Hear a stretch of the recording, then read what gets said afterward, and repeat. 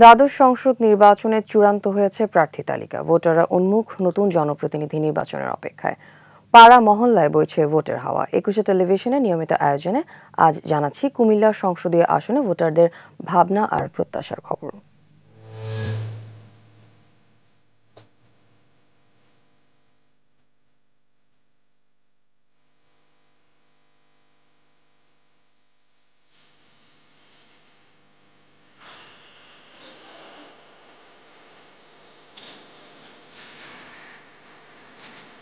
আমরা এমন একজন প্রার্থী চাই, অবশ্যই তিনি মুক্তিযুদ্ধের সপক্ষে শক্তি যদি হয় ভালো, খুবই ভালো, এবং তার মধ্যে দুর্নীতি থাকবে না, স্বজনপ্রীতি থাকবে না।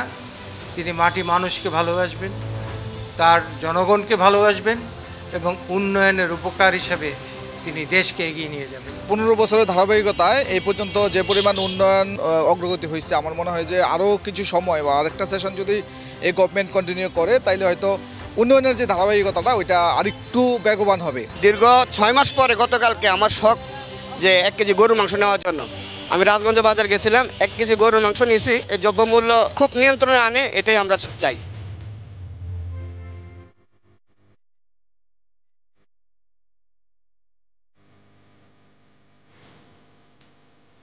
রাস্তাঘাট, কলকারখানা সবকিছুই উন্নয়ন করছে। যে বাজারে যে মনে করেন পেঁয়াজ, আলু, ডাল, চিনি, লবণ, তেল এগুলোর দাম যে বাড়তি, আমরা চাই এগুলা সরকার নিয়ন্ত্রণ আনুক, কোনো সিন্ডিকেট যেন না হোক। সাধারণ শিক্ষার্থী হিসেবে থাকবে যে জনপদে ক্রাইম রেট কম থাকবে, সারা বাংলাদেশের সাথে উন্নয়নের সম্পৃক্ততা বজায় থাকবে। পণ্যের যে ঊর্ধ্বগতি এই জিনিসটা যাতে একটু মানে নিয়ন্ত্রণে আসে, যেন সবাই ভালোভাবে ওই জিনিসটা নিতে পারে। দেশে যে বেকার আছে বেকারত্ব দূর করতে হবে, যারা হচ্ছে উদ্যোক্তা তাদেরকে বিনা শর্তে লোন দিতে হবে, আর বাজার যে সিন্ডিকেট ভাঙতে হবে।